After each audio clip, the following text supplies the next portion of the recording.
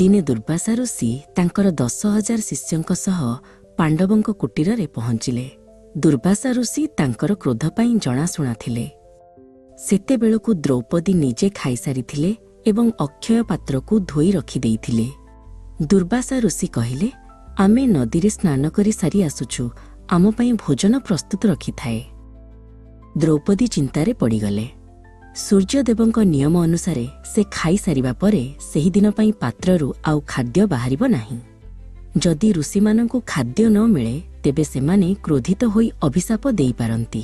ଦ୍ରୌପଦୀ ଯୁଧିଷ୍ଠିରଙ୍କ ପାଖକୁ ଯାଇ ସବୁ କଥା କହିଲେ। ଉଭୟ ବହୁତ ଚିନ୍ତିତ ହୋଇଗଲେ। ବିପଦ ସମୟରେ ଦ୍ରୌପଦୀ ତାଙ୍କର ସଖା ଭଗବାନ ଶ୍ରୀକୃଷ୍ଣଙ୍କୁ ମନେ ମନେ ସ୍ମରଣ କଲେ।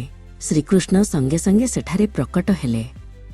ଶ୍ରୀକୃଷ୍ଣ କହିଲେ, ସଖୀ, ମୋତେ ବହୁତ ଭୋକ ଲାଗୁଛି, ଶୀଘ୍ର କିଛି ଖାଇବାକୁ ଦିଅ। ଦ୍ରୌପଦୀ କହିଲେ, ପ୍ରଭୁ, ପାତ୍ର ତ ସମ୍ପୂର୍ଣ୍ଣ ଖାଲି ହୋଇଯାଇଛି।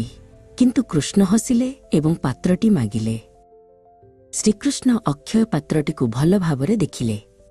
ସେ ଦେଖିଲେ ଯେଉଁ ପାତ୍ରର ଏକ କୋଣରେ ଗୋଟିଏ ମାତ୍ର ଭାତଦାନା ଏବଂ ଶାଗର କିଛି ଅଂଶ ଲାଗି ରହିଛି।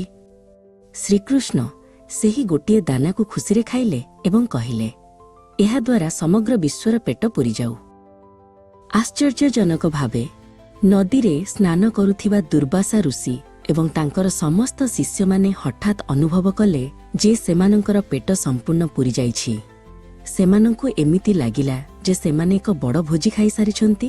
ସେମାନେ ପାଣ୍ଡବଙ୍କ କୁଟୀରକୁ ନ ଆସି ସେଠାରୁ ଚୁପଚାପ ଚାଲିଗଲେ। ଭଗବାନଙ୍କ କୃପାରୁ ପାଣ୍ଡବମାନେ ଏକ ବଡ଼ ବିପଦରୁ ରକ୍ଷା ପାଇଗଲେ।